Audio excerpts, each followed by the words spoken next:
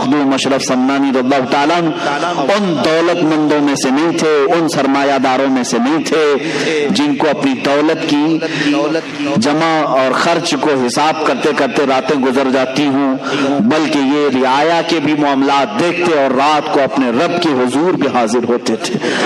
ظاہر سی بات ہے یہ سلسلہ زیادہ دن تک چلتا نہیں، دو چیزیں ایک ساتھ چلانا بہت مشکل امر ہے۔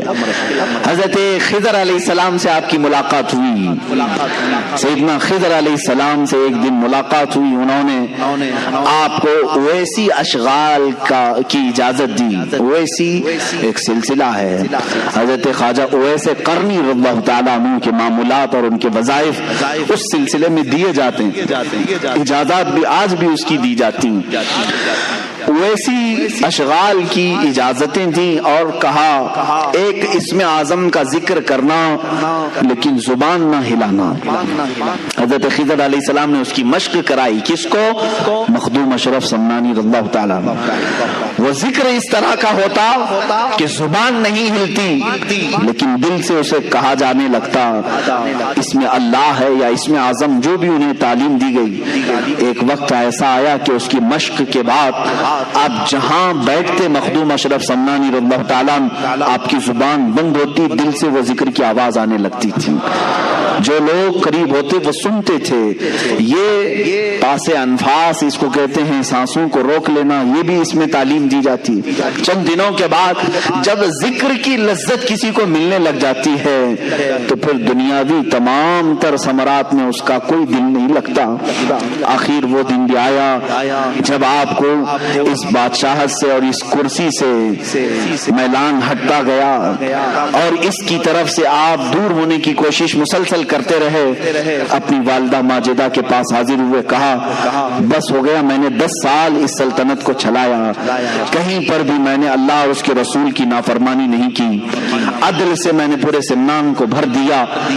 اب میں چاہتا ہوں کہ میری بقیہ زندگی اللہ کے حضور میں فقر کے ساتھ گزاروں، فقر کے ساتھ گزاروں، زہد کے ساتھ گزاروں۔ ماں نے اجازت دی۔ حضرت مخدوم اشرف سمنانی رضی اللہ تعالیٰ عنہ جیسی ماں سے گفتگو کرتے دوسرے ہی دن رعایا کو طلب کیا، سارے سپاہیوں وزیروں کو، اور سلطنت کا یہ پورا مجمع جب جمع ہوا تو آپ نے علل اعلان اپنا تاج نکال کر اپنے چھوٹے بھائی حضرت سید محمد عارف رحمت اللہ تعالیٰ علیہ کو پہنایا اور کہا میرے بعد اس تخت کے جانشین یہ ہیں۔ ان کے چھوٹے بھائی تھے، آپ کا نام اشرف تھا، ان کا نام عارف تھا۔ حضرت سلطان سید محمد عارف رحمت اللہ تعالیٰ علیہ کو پہنایا اور اسی وقت رخت سفر باندھا کہ میں اب سفر کے لیے نکل چلتا ہوں۔ کہاں جائیں گے؟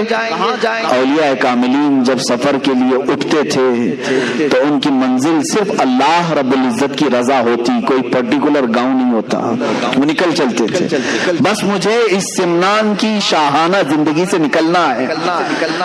آپ کی والدہ ماجدہ نے کہا یہ علل اعلان مت کہو، سادات کی یہ کرسی ہے، بادشاہت کئی سالوں سے ہمارے خاندان میں چلی ہے، تم جا رہے ہو ٹھیک ہے، لیکن ایک کام کرو، چند وزیروں کو سپاہیوں کو ساتھ میں لے جاؤ تاکہ دنیا یہ سمجھے گی کہ بادشاہ کسی مہم پر جا رہا ہے، پھر لوٹے گا۔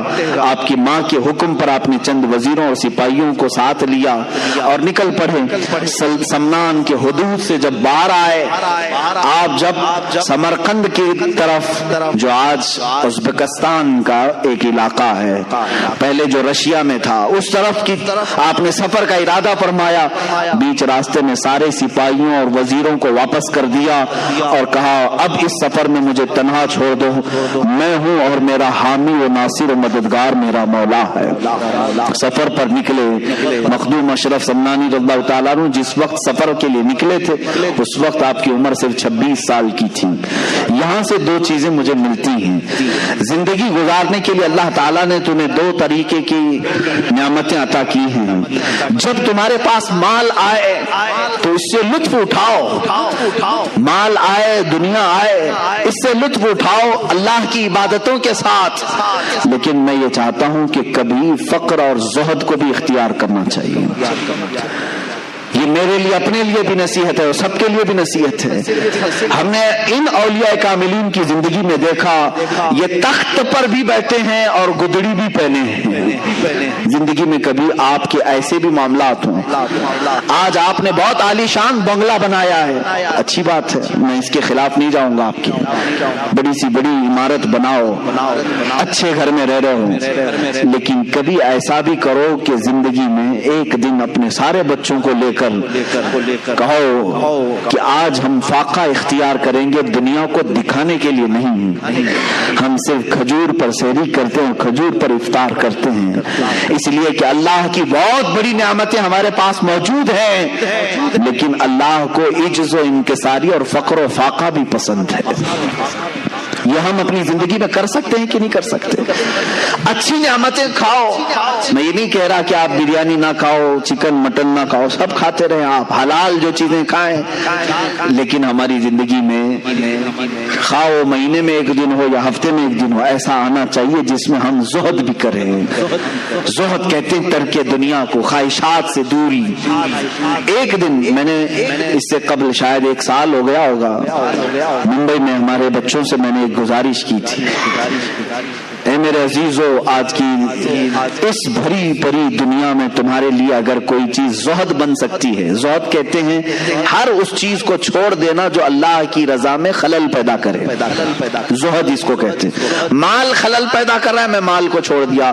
بیٹا خلل پیدا کر رہا، میں نے بیٹے کو دور کیا. بیوی خلل پیدا کر رہی، میں نے بیوی کو الگ کر رکھا ہے. طلاق نہیں، اس سے دوری اختیار کی اپنے رب کی عبادت کے لیے. اس کو کہتے ہیں زہد. یہ زہد ہے.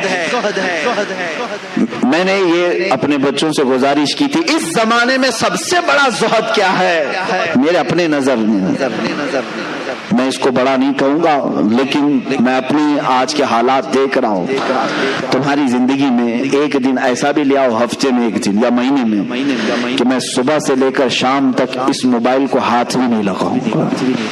حالانکہ موبائل اچھائیوں کے لیے بھی استعمال ہے، ایک دوسرے سے تعلقات اور ایک دوسرے کے لیے پیغام رسانی کا کام کرتا ہے. اس کی کل استعمال خراب نہیں ہے، لیکن خرابیوں کا شمار اس میں زیادہ ہے.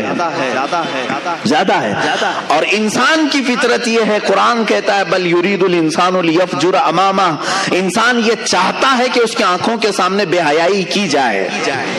وہ بے حیائی کو دیکھنا زیادہ پسند کرتا ہے، انسان کی فطرت ہے. تم اگر روزہ رکھ سکتے ہو تو اس کا انٹرنیٹ کا روزہ رکھ کر کے دکھاؤ. یہ بات میں اس لیے کہہ رہا ہوں کہ آج ہر کس و ناکس اس کا ایڈکٹ بن چکا ہے. جیسے نشہ نہیں چھوڑ سکتے، اس طرح سے اس کو چھوڑنا بہت مشکل ہے. آج لوگ اپنے ماں باپ، اپنے بھائی بہن، اپنی بیوی بچوں سے تو دور رکھ سکتے ہیں، انٹرنیٹ اور موبائل سے دور رہنا ان کے لیے بہت ہی دقت کی بات ہے.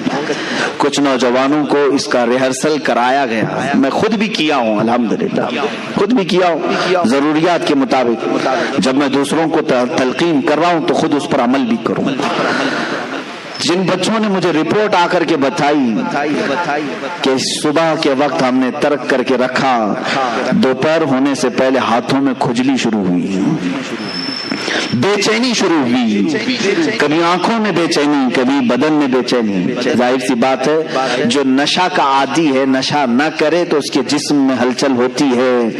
اسی طرح میرے عزیزو، خواہے نہ خواہے، چاہے نہ چاہے، ہم کسی چیز کے آج غلام بنے ہوئے ہیں. اگر تم زہد کر سکتے ہو تو کر کے دکھاؤ. آج کے زمانے میں مخدوم اشرف سمنانی رضی اللہ تعالیٰ عنہ اپنی زندگی میں ایسی کسی چھوٹی چیز کو انہوں نے نہیں چھوڑا تھا.